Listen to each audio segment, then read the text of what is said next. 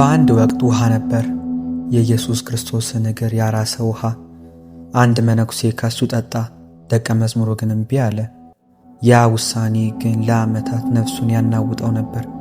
ነገር ግን የዚህ አስደናቂ ታሪክ በጣም እንግዳ ክፍል ይህ አይደለም። ከዓመታት በኋላ አንድ የሮማ ንጉሠ ነገሥት ብቅ ብሎ ያልታየ ነገር ይነግረናል። የአንድ ግዛት ገዥ፣ የአሕዛብ ድል አድራጊው ንጉሥ ለመነኮሳት የተሰጠውን ክብር ብረዳ ኖሮ ዙፋኔን በተውኩ ነበር አለ። አንድን ግዛት ከመግዛት የሚበልጥ ምን አይነት ክብር አለ? የክርስቶስንስ እግር የሚያጥብ ምን አይነት ሰው ነው? ይህ ታሪክ በመልአክ የተመረጠውን ደካማውን ልጅ፣ በበረሃ አጋንንትን የተዋጋውን መነኩሴ፣ ከዘውድ የሚበልጥ ክብር ስለተጎናጸፈው ሰው ነው።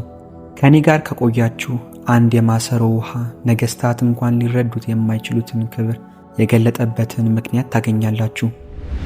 ያንም በማሰሮ ውስጥ ያለውን ውሃ ለመረዳት ግን ወደ መጀመሪያው መመለስ አለብን። ወደ ኋላ ወደ ግብፅ ሴኒት ወደምትባል ትንሽ ከተማ። በዚች ከተማ አንዲት ሴት ነበረች፣ 7 ወንዶች ልጆችም ነበሯት። አንድ ሌሊት ራእይን አየች። አንድ መልአክ ከፊቷ ቆሞ እግዚአብሔርን እንዲያገለግል ከልጆችሽ አንዱን ስጭኝ አላት። ምንም አላመነታችም። ጌታዬ የፈለግከውን ውሰድ፣ ሁሉም የእርሱ ናቸውና አለችው። መልአኩም እጁን ዘረጋ፣ ያላሰበችውንም ነገር አደረገ። ደካማ የሆነውንም ልጇን መረጠ። እግዚአብሔር የመረጠው ይህ ነው አላት። እናት ተጨነቀች፣ በውስጧ ማጉረመረመች። ጌታዬ አለች በሹክሹክታ፣ ይህ ደካማ ነው፣ ከጠንካራው አንዱን ውሰድ። መልአኩ ግን እንዲህ ሲል መለሰ፣ እግዚአብሔር የመረጠው ይህ ነው አላት። ከዚያም ከእርሷ ተሰወረ። ያ ደካማ ልጅም አደገ፣ ምንኩስናንም ፈልጎ መነኩሴ ሆነ። ዓለምንም ትቶ ወደ ገዳሙ ገባ። ምቾት አልነበረም፣ በረሃ ብቻ ነው። ረብሻም አልነበረም፣ ጸጥታ የሰፈነበት ነው። ለ40 ቀናት ጾመ፣ አንድ ጊዜ ሳይሆን 3 ጊዜ። ሌሎች ሲያርፉ እርሱ ለጸሎት ይቆማል። ሌሎች ዳቦ ሲፈልጉ እሱ የእግዚአብሔር ቃል ይፈልጋል።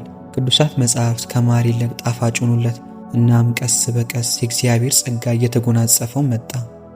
አንድ ቀን የማይታሰብ ነገር ተከሰተ። ጌታችን ኢየሱስ ክርስቶስ ተገለጠለት። በሕልም አይደለም፣ በራእይም አይደለም፣ ነገር ግን በአካል ፊት ለፊቱ ቆመ። አባ ብሶይም ከእግሩ በታች ወደቀ። እጆቹም እየተንቀጠቀጡ የአዳኙን እግር አጠበ። ያንንም ውሃ በማሰሮ አጠራቀመው፣ የክርስቶስን እግር ያራሰ ውሃ። ከዚያም ውሃ ጠጣ፣ ግን አልጨረሰውም ነበር። ግማሹን እዛው በማሰሮ ውስጥ ተወው፣ ለደቀ መዝሙሩ ነበር ያስቀመጠው። ከሰዓታትም በኋላ በቀስታ እንዲህ አለ፣ ልጄ ሆይ ተነስና ከማሰሮ ውስጥ ካለው ውሃ ጠጣ። ደቀ መዝሙሩ ውሃውን ተመለከተው። ምንም የተለየ ነገር አልነበረም። ተራ ውሃ ነው የታየው። ለምን ከጥሩ ውሃው አይሰጠኝም? አጉረመረመ። ከዚያም ሳይጠጣ ሄደ። በኋላም እንደገና ልጄ ሆይ ተነስና ከውሃው ጠጣ አለው። ግድ ስላለው ሊጠጣ ተነሳ። ማሰሮ ግን ባዶ ነበር። ግራ ተጋባ። ውሃ አልነበረም። አባ ብሶይም ተነሳና ያ ውሃ ምን እንደነበረ ነገረው። ደቀ መዝሙሩ ተጨነቀ። ምን እምቢ እንዳለ ሲረዳ ሰውነቱ ፍርሃት ወረረው።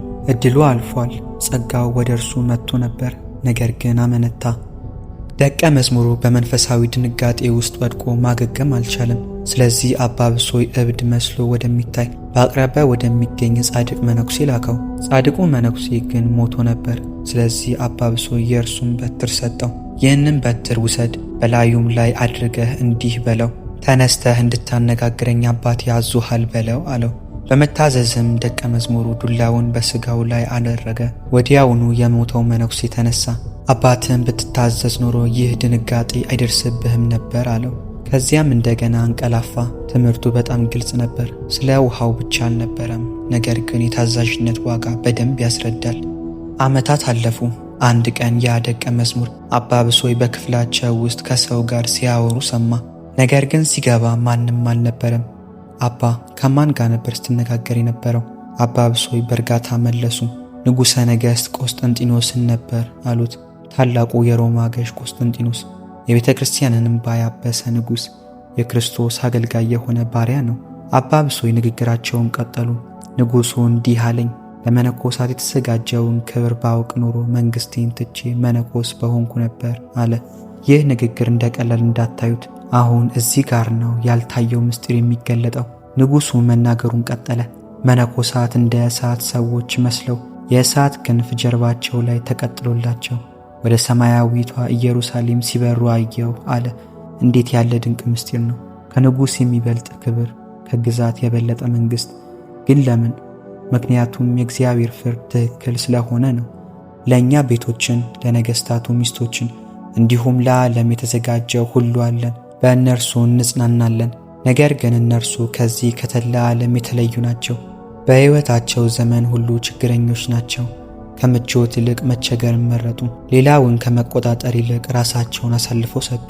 ስለዚህም ይህ ድንቅ ታላቅ ክብር እግዚአብሔር ለእነርሱ ሰጣቸው። ታሪኩ ይቀጥላል። በአገረ እንዲናው አካባቢ አንድ ሽማግሌ መነኩሴ መንፈስ ቅዱስን ሲክድ ብዙዎች ተከተሉት። ይህንም ነገር ሰምቶ ስለዚያ ገዳማዊ እጅግ አዘነ። መስሚያውንም 3 ጆሮዎች አድርጎ ወደ ገዳማዊው ሽማግሌ ሄደ። ሕዝበ ክርስቲያኑ በእርሱ ዘንድ አገኛቸው። ሁሉም ለቅዱስ አባ ብሶይ ሰላምታን ሰጡት። ግራም በመጋባት ስለ 3 ጆሮዎቹ ጠየቁት። እንዲህም አላቸው፣ ለእኔ ልዩ 3 አካላት አሉኝ፣ ሥራዬ ሁሉ በእነርሱ አምሳል ነው አላቸው። እነርሱም መልሰው በውኑ መንፈስ ቅዱስ አለን አሉት። ከብሉይና ከአዲስ መጻሕፍትም ተረጎመላቸው። ከሦስቱ አካል አንዱ መንፈስ ቅዱስ እንደሆነ በመለኮትም አንድ እንደሆነ አብራራላቸው።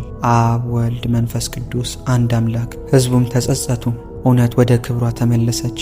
ሕዝቡም በንስሐ ወደ እግዚአብሔር ተመለሱ። ነገር ግን ክህደቱ ከዚህ ጋር አላበቃም። በሌላ ጊዜ ደግሞ ደቀ መዝሙሩ ክርስቶስን በካደ ሰው ተታለለ። የስድብ ቃልንም እስኪያወጣ ድረስ አሳተው። ወደ አባ ብሶይ መጣ። አባ ብሶይም ሲያየው እጅግ ደነገጠ። በጥምቀት ያገኛትን ክብር ተለይታው ሄዳ ነበር። ልጄ ሆይ በአንተ ላይ የደረሰው ምንድን ነው አለው። እሱም ያ ሽማግሌ መነኩሴ እንዳሳተው ነገረው። ስለዚህ ቅዱስ አባ ብሶይ ጸለየ። 1 ቀን፣ 2 ቀን፣ 3 ቀን እያለ ለ7 ቀናት ሲጸልይ ዋለ። በስተመጨረሻም መንፈስ ቅዱስ እንደ ርግብ ሲወርድበት በደቀ መዝሙሩ ላይም እንደገና ሲያርፍ በጥምቀትም ያጣት ልጅነቱ ስትመለስለት አየ። እንደገና ታደሰ፣ ጸጋውን ተመለሰ። ይህም የሆነው አባ ብሶይ ለወንድሙ ሲል ስለተማጸነ ነው። አንድ ቀን እግዚአብሔር እንዲህ አለው፣ ይህንን ገዳም እንደ ርግብ ማደሪያ አድርገዋለሁ፣ በመነኮሳት ሞላዋለሁ አለ። አባ ብሶይም በመጨነቅ መለሰ፣ ጌታዬ ብዙ ከሆኑ ማን ይመግባቸዋል? እግዚአብሔርም መለሰ፣ እንከባከባቸዋለሁ፣ እኔ አስብላቸዋለሁ፣ ምንም ምን እንዲያጡ አልተዋቸውም አለው። ሰጥቶ የማያልቅበት የሁሉ ነገር ባለቤት የሆነ ለታመኑለት የአቅርቦት እጁን የማይከለክል ነውና እንዲህ አለው። ዘመናትም አልፎ ወራሪዎች ተነሱ። የበርበር ሰዎችም ወደ አስቄጥስ ገዳም መጡ። እርሱም ወደ እንዴናው ገዳም ሄዶ በዚያ ተቀመጠ። ከዚያም በኋላ በ57 ዓመቱ አረፈ። በገዳሙ ውስጥ 27 ዓመት፣ በእንዴናው ገዳም ውስጥ 10 ዓመት፣ ከመመንኮሱም በፊት በዓለም ውስጥ 20 ዓመት ኖረ። ከሞተ በኋላም ተአምራት ከስጋው ይፈስ ነበር። የዚህ ቪዲዮ ዓላማ ታሪክን መንገር ብቻ አይደለም። ውሃውን አስታውሱ፣ ንጉሠ ነገሥቱንም አስታውሱ። አንድ ደቀ መዝሙር አመነታ እና ፍርሃት መጣበት። አንድ ንጉሠ ነገሥት ዓለምን ገዛ፣ ግን በመነኩሴው ቀናበት። ውሃው አስማት አይደለም፣ የንጉሠ ነገሥቱ ራእይም ማጋነን አልነበረም። ክብር ይህ ነው፣ ለእግዚአብሔር ወዲያውኑ መታዘዝ። ለዚህም ነው ደካማ ልጅ የተመረጠው። ክርስቶስ የተገለጠለት ለዚህ ነው። ስለዚህ ነው ነገሥታት እንኳ በአድናቆት የቆሙት። ምክንያቱም ታዛዥነት የሰማይን ዘውድ ራስ ላይ ይደፋል። ጥያቄው የክርስቶስን እግር እናጥባለን ወይ የሚለው አይደለም። ነገር ግን በደቀ መዝሙሩ ቦታ ብንሆን፣ ለአባታችን ታዘን ከፊታችን ያለውን ማሰሮ እንጠጣለን?